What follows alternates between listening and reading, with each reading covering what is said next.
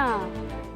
Já sou chamada até na rua de Biancão, viu? Alexandrão, boa noite para você, boa noite também a você que vai continuar com a gente aqui no nosso JC. Boa noite, Biancão. Boa noite, Isão, também, essa grande mulher do jornalismo aqui da TV Cidade. Boa noite, Isis, para você. E olha, gente, já começar falando sobre algo que todo mundo faz todos os dias, que é carregar o celular, né? Tem gente que faz até mais de uma vez por dia. Todo aparelho precisa ser colocado na tomada por alguns instantes, fica ali carregando. Mas quando essa ação simples do dia a dia se torna um risco para você e para sua família, hein? Há casos em que o aparelho esquenta ou entra em curto-circuito e gera ali um incêndio, como pode ter ocorrido hoje em Fortaleza. Essa é a principal suspeita do Corpo de Bombeiros, que também deu algumas dicas para você, nosso parceiro do Jornal da Cidade. Um dos casos de incêndio em residência mais recentes foi na casa da dona Marta, no bairro Janguruçu, em Fortaleza. Ela conta que o fogo teria começado na tomada, onde um celular estava carregando. Isso foi na base de 11h30, porque ela fica com o celular. Aí eu peguei ela, coloquei na cama e fui me deitar. Aí a minha nora também foi se deitar com o bebê dela. Aí quando eu me acordei, a minha nora disse assim, eu fazia muito tempo que ela estava sentindo um cheiro. Uma solidariedade das pessoas. Aí não sai da minha cabeça, não sai. O incêndio começou por volta das 3 horas da manhã. A dona da casa disse que 1 hora depois o Corpo de Bombeiros chegou até aqui o local, mas muita coisa já tinha sido consumida pelas labaredas, pelo fogo que passou aqui das telhas, né? Passou das telhas, inclusive por pouco não chegou aí a atingir a casa dos vizinhos. E tudo foi destruído. Primeiros cuidados que você tem que ter com o celular é só utilizar produto original. Verifique se o seu carregador ele tem um selo do Inmetro. Produto pirata ele vai ficar suscetível a uma oscilação de corrente, a um aquecimento mais frequente e ele pode causar um incêndio. Só use carregador da marca do seu celular. Se você for colocar o celular para carregar, principalmente à noite, deixe ele no chão, porque caso ele venha a pegar fogo, esse fogo não vai ter como se propagar. O fogo destruiu tudo que havia nesta casa no Parque São Vicente, no Bom Jardim. Os moradores ficaram apenas com a roupa do corpo. Um outro tipo de incêndio bem comum é consequência do vazamento de gás de cozinha, que pode ser evitado com um simples cuidado. Bem, sobre a utilização da mangueira do gás de cozinha, alguns cuidados devem ser tomados. O primeiro deles é evitar que essa mangueira passe por trás do forno, do fogão, porque se ela passa por trás, esse forno vai sendo utilizado, vai esquentando, esse aquecimento passa para a mangueira e em 1 hora ela vai apresentar um vazamento e pode apresentar um incêndio. Um outro cuidado que deve ter é que a mangueira ela tem que ter o selo do Inmetro. Veja agora outros destaques da edição de hoje. Capitão da PM suspeito de agredir a ex-namorada, também policial militar, é promovido e será comandante de batalhão. A agência do INSS em Fortaleza está sem atendimento desde sexta-feira, por falta de internet. Funcionária é presa suspeita de pesar areia no lugar de sucata e desviar 20 mil por mês de empresa. Criminoso reage à abordagem, tenta sacar a arma do PM e é baleado na perna. E você vai conhecer o novo fardamento da Polícia Militar do Ceará. O Jornal da Cidade já está no ar.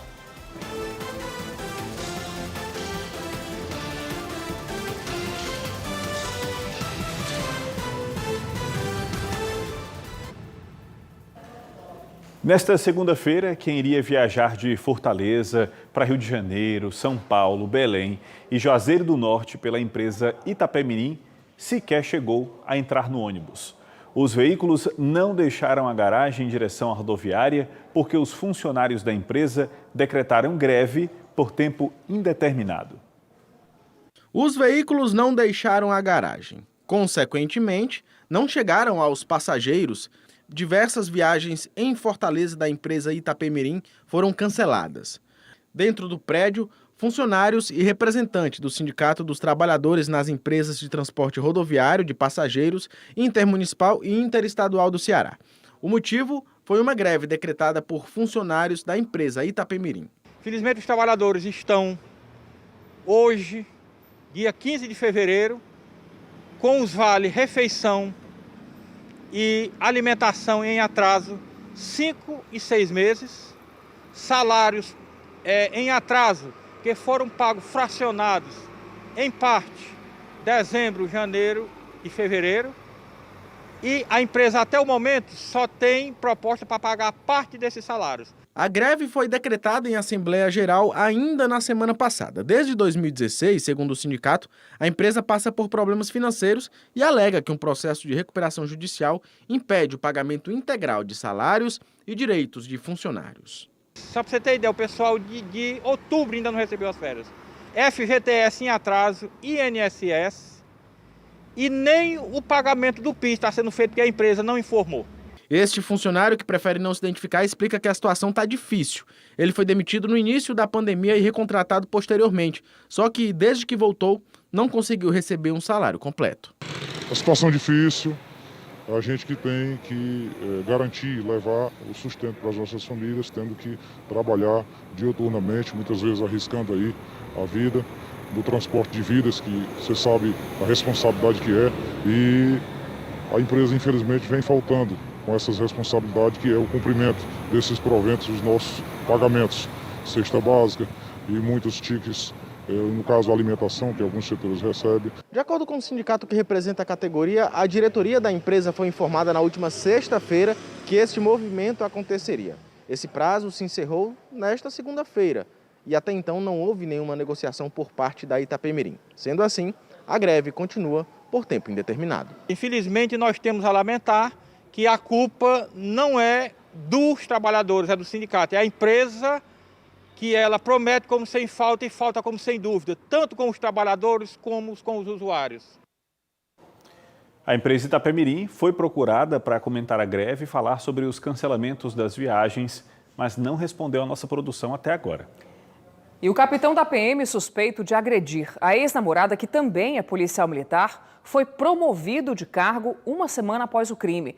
Elmar Lima, mesmo ele sendo investigado pela CGD, que é a Controladoria Geral de Disciplina, vai passar do cargo de subcomandante para comandante de um batalhão. É isso? Boa noite para você. É isso mesmo, Bianca. Boa noite para você, boa noite a todos que acompanham o Jornal da Cidade. O homem, ele está respondendo a um processo administrativo na CGD, mas só que esse processo ainda está em tramitação.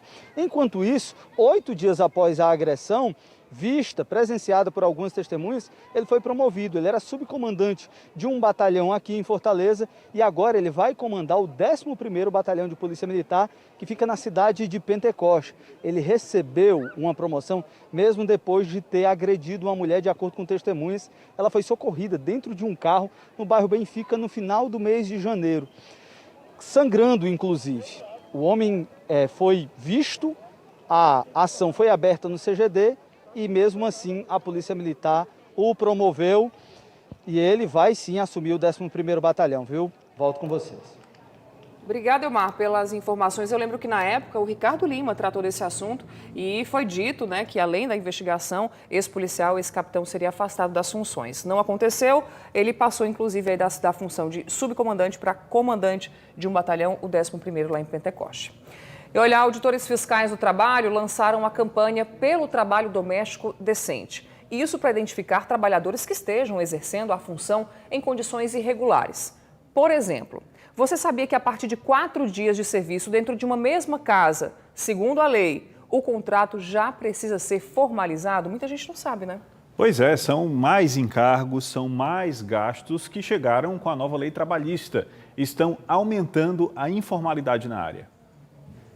Alice é diarista e é super feliz com o emprego que desenvolve. Afinal, é o que ama fazer. A minha decisão de trabalhar como diarista e não como emprego formal, porque como emprego formal, eu vou ter os meus direitos sim, mas eu vou ficar presa àquela família e não vou ter capacidade de procurar melhoras. Como diarista, eu tenho capacidade de procurar melhoras, ganhar um pouco mais, valorizar o meu trabalho. Alice já trabalhou formalmente, com todos os direitos garantidos, mas por preferência ficou trabalhando como diarista. O meu trabalho eu valorizo dando o preço do meu trabalho. Se eu não der o preço, aí fica difícil.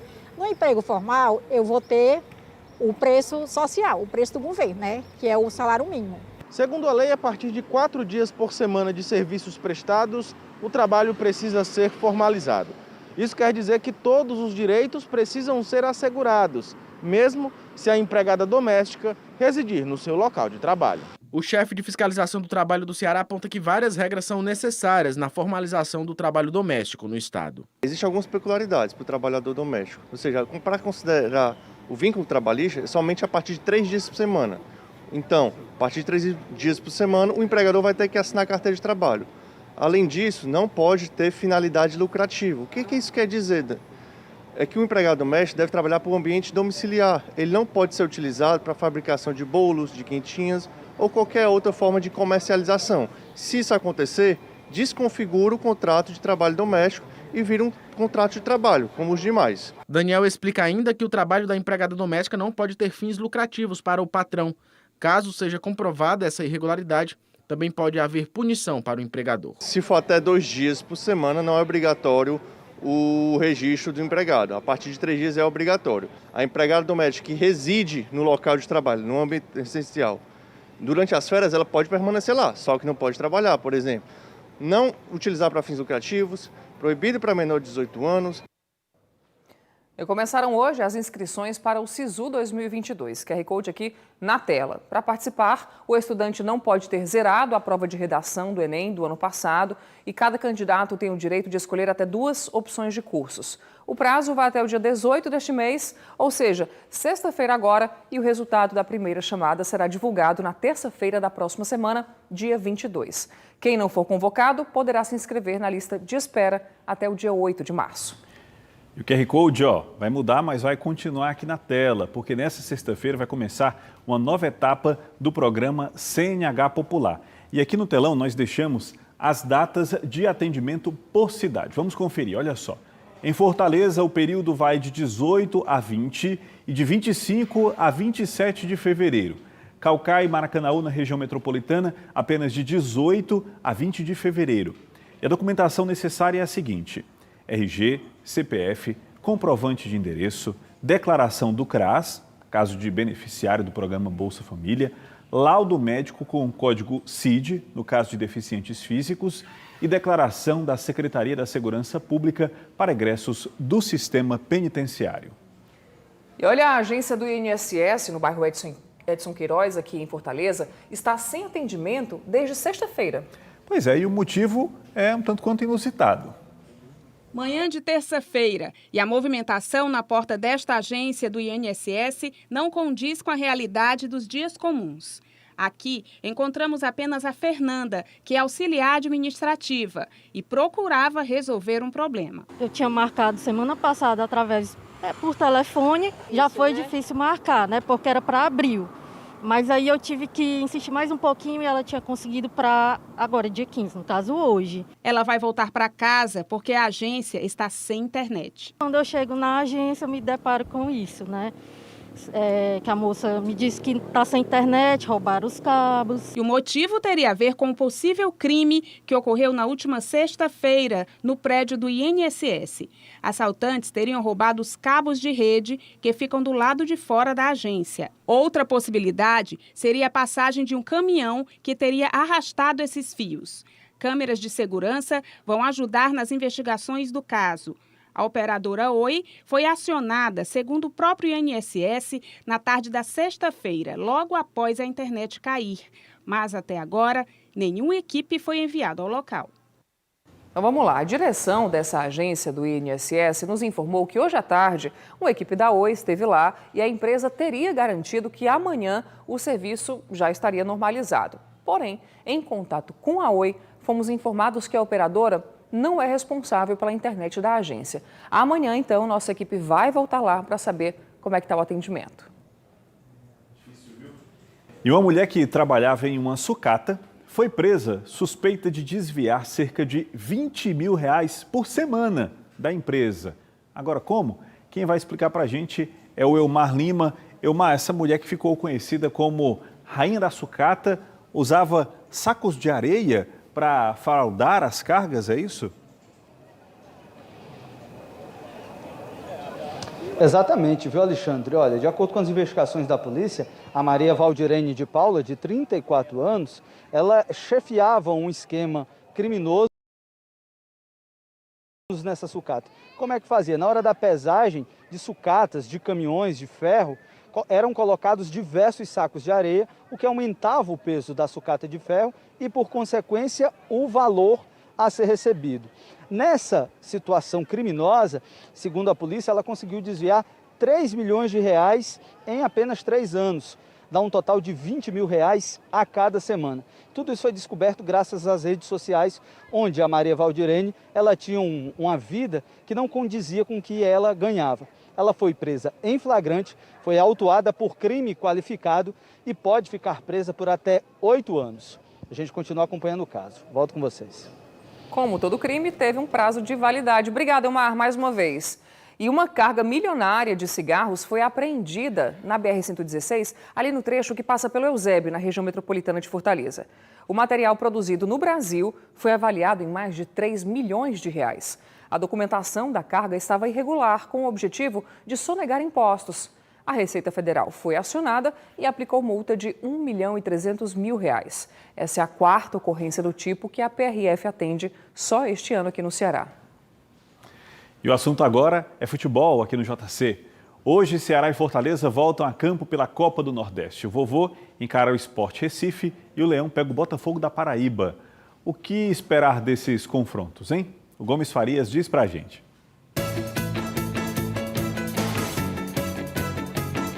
Nossos times voltam a campo hoje para cumprir a 5ª rodada da Copa do Nordeste. Fortaleza na Paraíba contra o Botafogo deve estar começando o jogo. Logo depois, 9h30 da noite, 21h30, o Ceará pega aqui o time do Sport lá da Veneza Brasileira. E aí? Aí, meus amigos, nós vamos para o 15º ponto disputado. Tem time aí, o Sport, por exemplo, só disputou a 4ª rodada, está com uma rodada atrasada. Tem esse problema, tem essa diferença. Aquele negócio de dizer, não, mas está começando, os times já está na... Pelo menos espera-se que esteja na reta final do começo da experiência, dos testes e tal, porque o negócio não anda bem, não. Nós vamos disputar um campeonato brasileiro, nós vamos disputar uma Copa do Brasil, nós vamos disputar uma Sul-Americana, nós vamos disputar uma Libertadores da América e não conseguimos ganhar a Copa do Nordeste?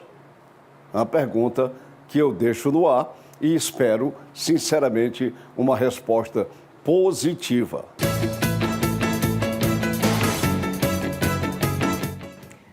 Ainda hoje, um alerta para você que costuma tomar chás para emagrecer. E já no próximo bloco, polícia encontra armas escondidas em berço de criança na capital.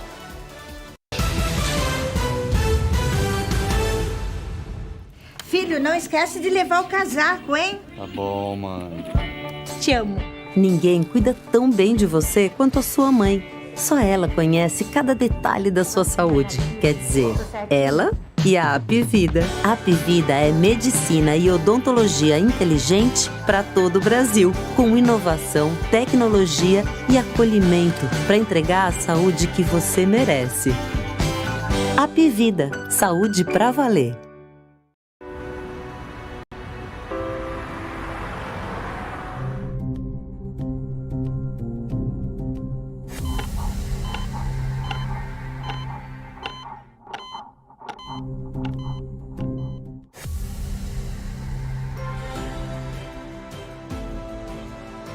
Vacine-se contra a Covid. Vacinar é um ato de amor. Se proteja. E proteja quem você ama. Precisão, rapidez, credibilidade. Esse é o portal de notícias GC+. A notícia em tempo real no seu dia a dia. GC+, acesse conteúdo, compartilhe informação. Jovem Pan News Fortaleza, a rede da informação. 2022 é o ano do esporte e o Grupo Cidade veste a camisa. Nas nossas reportagens tem histórias de superação dos nossos atletas olímpicos rumo a Paris 2024. E tem também a Copa do Mundo do Catar. No rádio, na TV e na internet. A preparação de Ceará e Fortaleza para desbravar a América, na Libertadores e na Sul-Americana. Na tela da TV Cidade tem as emoções do Campeonato Carioca e Paulista. e a cobertura completa do Cearense. E claro, aquela dose de comentário e resenha esportiva dentro da nova plataforma Camisa 8.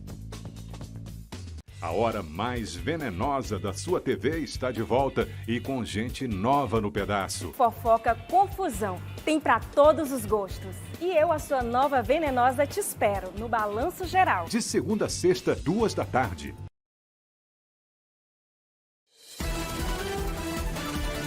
Na volta para casa, a gente te atualiza com as principais informações do dia. Política, economia, esporte e entrevistas exclusivas com a credibilidade do Grupo Cidade de Comunicação. Jornal da Cidade. Comigo, Bianca Saraiva, e agora também com Alexandre Medeiros. De segunda a sexta, às 7h15 da noite, na TV Cidade.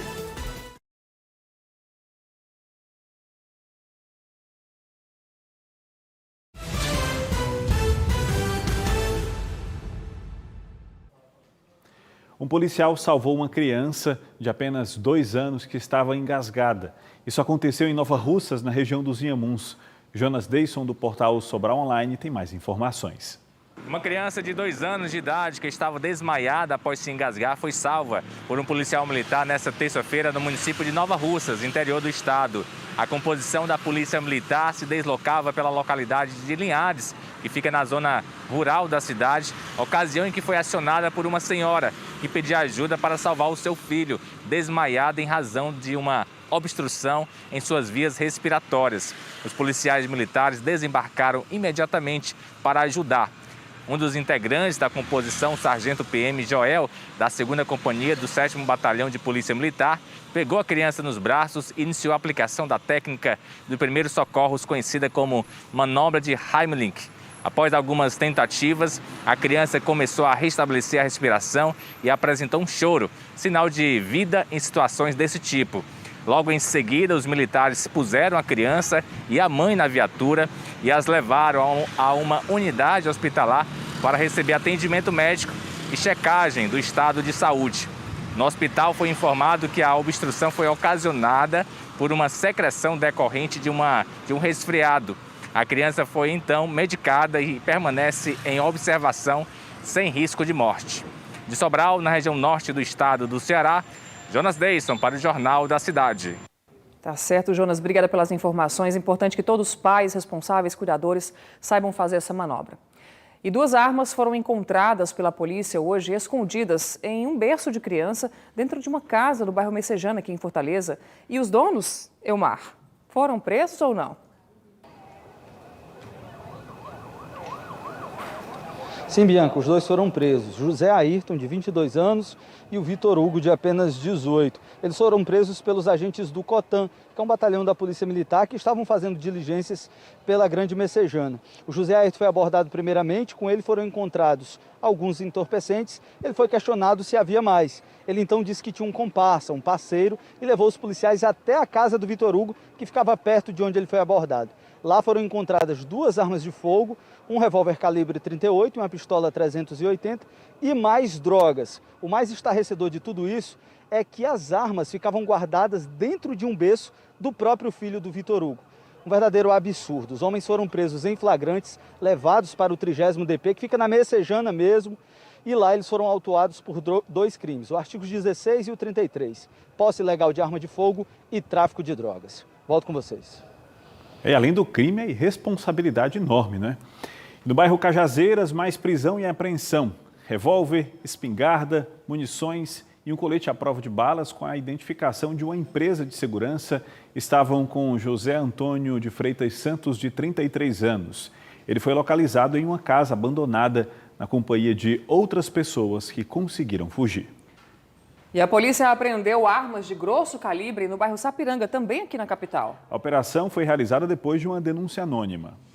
As armas foram encontradas dentro de uma casa no bairro Sapiranga. As equipes depuraram essa informação e, de posse dos dados, foram checar o endereço e confirmaram a existência desse armamento. Armamento esse que, segundo as investigações, seriam utilizados na perpetração de homicídios. Foram apreendidos 2 revólveres, uma pistola, um rifle e uma espingarda calibre 12, 82 munições de vários calibres, além de um radiocomunicador. As 2 prisões e a apreensão do material aconteceu depois que a Polícia Civil recebeu a informação de que homens estariam armados em atitude suspeita dentro de uma casa. Ao ser interrogados pelos agentes de segurança, eles disseram que faziam parte do braço armado de uma facção criminosa da região. Foram presos Antônio Carlos da Silva Gomes e João Vitor Estevão de Souza. Existe a suspeita de participação da dupla em homicídios na região. A gente identificou que um dos flagranteados já seria um investigado nosso em 2 homicídios, um que aconteceu em setembro de 2021 e o outro que aconteceu agora em janeiro de 2022. Diante de tais informações, a gente autuou ambos pelo artigo 16 da Lei do Estatuto de Desarmamento. O autuado Antônio Carlos da Silva Gomes, que ele tem o vulgo de Girafa, assumiu que as armas seriam dele, juntamente com outro autuado, e seriam para contenção deles. A dupla presa foi autuada em flagrante por porte e posse ilegal de arma de fogo.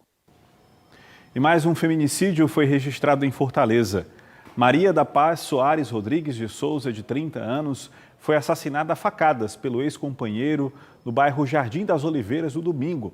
A empregada doméstica chegou a ser socorrida após os vizinhos tentarem impedir as agressões, mas morreu no hospital. Conhecidos da vítima relataram à polícia que o homem não aceitava o término do relacionamento, a perseguia e ameaçava. Maria da Paz tinha, inclusive, uma medida protetiva contra o suspeito que já chegou a cortar os cabelos dela com uma faca. No domingo, ele foi até a casa da ex-mulher tentar se reconciliar. Ela não aceitou, então ele a acertou com 3 facadas. O suspeito está sendo procurado pela polícia. Veja na volta do intervalo, o criminoso reage à abordagem, tenta sacar a arma do PM e é baleado na perna. E tem ainda o novo fardamento da polícia do Ceará, que já deve ser começado este mês.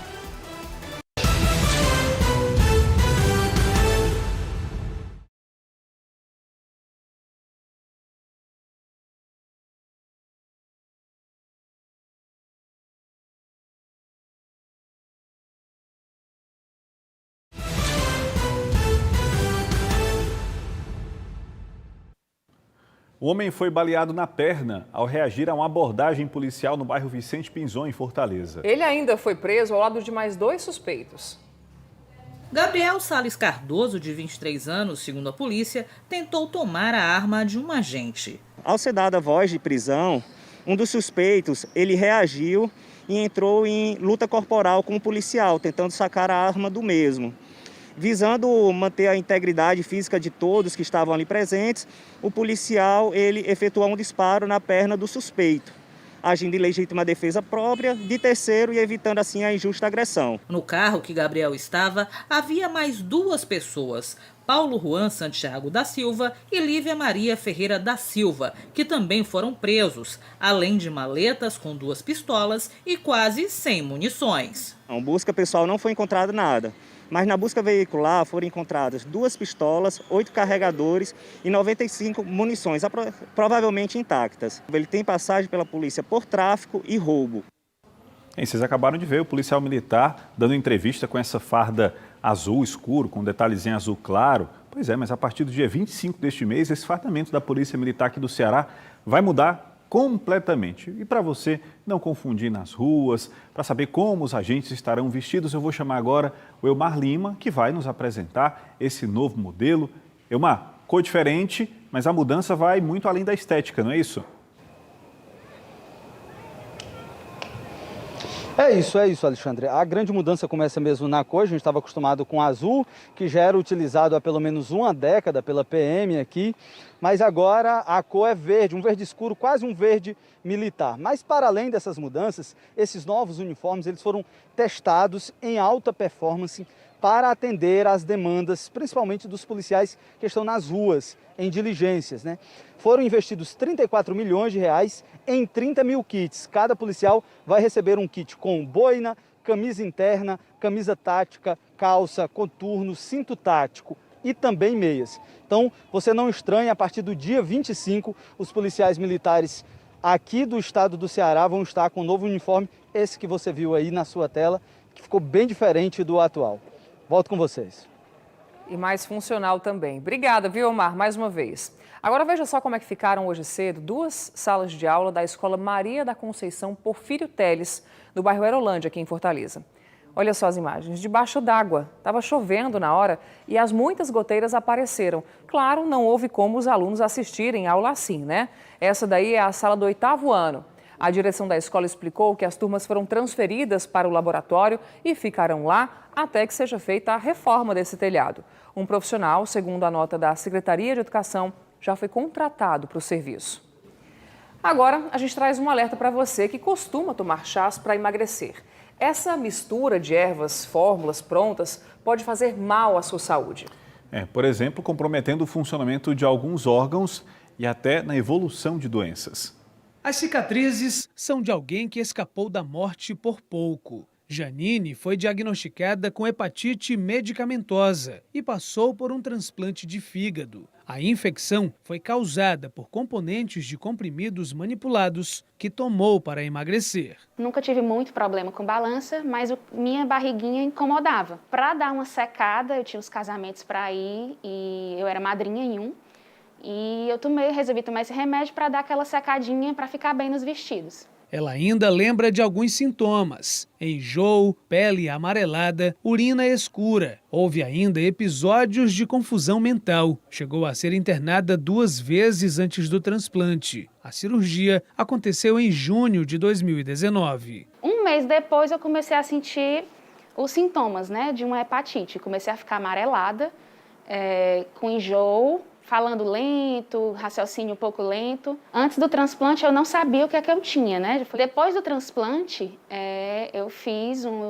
eles fizeram uma biópsia do meu fígado e foi aí que mostrou que foi uma hepatite medicamentosa. O sentimento de culpa pesou sobre Janine. Afinal, ela mesma entendia não haver necessidade de ingerir esse tipo de produto para perder qualquer excesso de gordura. O transplante foi realizado no Hospital Universitário Walter Cantídio, em Fortaleza, referência no transplante de órgãos. O médico Huygens Garcia lembra do quadro da paciente. Em um determinado momento, ela apresentou alterações. Inicialmente, o sintoma mais comum é a pele amarela, chamada icterícia, a urina escura, com exames hepáticos alterados, a função alterada. O ponto final é a encefalopatia, quando o paciente passa a ficar desorientado e, eventualmente, pode até entrar em coma. A busca pelo emagrecimento faz parte da rotina de muitas mulheres. Mas alguns chás, por exemplo, podem conter substâncias que juntas se tornam tóxicas para o corpo. E o uso sem orientação pode resultar em vários problemas de saúde, muitos deles irreversíveis. Médicos alertam que é preciso desconfiar de produtos que prometem emagrecimento fácil ou qualquer tipo de ação de tratamento, cura e prevenção de doenças. Comprovadamente, eles não têm nenhuma eficácia e ainda podem induzir uma lesão grave no fígado. Uma lesão grave que termine com uma falência hepática com hepatite fulminante é muito mais raro, mas frequentemente você pode ter lesões menores que muitas vezes passam desapercebidas. Não usar medicamentos que não tenham registro na Anvisa. Esta endocrinologista diz que acompanhamento médico é imprescindível quando o paciente decide perder peso usando algum tipo de produto específico. Tudo em relação à quantidade é importante e em relação às misturas também é importante. Então, não necessariamente por ser à base de planta é uma coisa saudável. Hoje, para Janine, as cicatrizes não trazem vergonha. São um sinal do que ela considera um verdadeiro milagre, que a manteve viva e mudou seu modo de viver para sempre. Comecei a perceber que a vida da gente é muito frágil, A gente não tem noção até a gente passar por uma situação dessa. Eu não ligo mais para a minha barriga, eu não tomo mais qualquer remédio. Tudo que eu tomo hoje é com o aval da equipe de transplante, que ainda me acompanha e vai me acompanhar pela vida toda para cuidar desse órgão novo. E gratidão pela vida, pela doação. E hoje eu só estou aqui por causa disso. E o governador Camilo Santana e boa parte dos deputados estaduais visitaram as obras do Hospital Universitário. Na ocasião, Camilo criticou os deputados que não fizeram repasse integral para a construção da maior unidade de saúde do Ceará. A chegada do governador e de todos os deputados estaduais que compõem a base aliada foi em um ônibus. Essa foi uma clara demonstração de força em ano eleitoral. Existe uma unidade muito forte por parte dos deputados estaduais. Então isso já vem desde o início desse governo, que nós temos aí uma bancada muito forte que vota em todos os projetos do Poder Executivo, que são importantíssimos, que irão impactar na vida do povo do nosso estado. Essa deve ser a última visita de Camilo Santana às obras do que será o maior hospital do estado antes de se licenciar para concorrer às eleições. A meta é a gente chegar a concluir a obra até dezembro de 2022. Esse está o cronograma. Com ordem de serviço assinada em janeiro de 2021 e obra iniciada em março do mesmo ano, o Hospital Universitário do Ceará, que é ligado à UES, está com mais de 40% concluído e deve ser inaugurado ainda em 2022. Ao todo, serão mais de 650 leitos disponíveis, com atendimento em todas as especialidades médicas. Economicamente, a construção gera mais de 350 empregos diretos e indiretos. De acordo com o governador Camilo Santana, ao fim da obra, ela deve custar mais de 400 milhões de reais. Isso porque somente a construção do hospital universitário está orçada em mais de 300 milhões. E toda a estruturação do entorno deve custar outros tantos milhões aos cofres públicos. Por isso, toda a ajuda da bancada federal por meio de emendas foi muito bem-vinda. Ainda assim, o governador do estado criticou o repasse, que ficou abaixo do esperado. Isso só aconteceu porque houve um impasse entre deputados federais e senadores da base aliada e os que fazem oposição ao governo do estado. Ao longo do meu governo, nós sempre dividimos essa emenda, né? Então, infelizmente, nem todos colocaram a sua emenda de bancada. O Ministério da Saúde pediu a devolução de 20 milhões e 700 mil reais que o governo federal repassou para a manutenção de leitos de UTIs de Sobral entre os anos de 2012 e 2022. Durante o período, conforme o Ministério da Saúde, a gestão federal transferiu recursos públicos para 10 leitos que não existiam. Quando o assunto veio a público em 2021, no ano passado, a Secretaria de Saúde do município declarou que tudo não passou de um erro de cálculo do Ministério. A Prefeitura de Sobral afirmou que a decisão foi sem critério técnico e que vai acionar a Justiça. O JC de hoje fica por aqui. Assista agora ao JR e logo em seguida a Bíblia. Boa noite. Boa noite para você e até amanhã.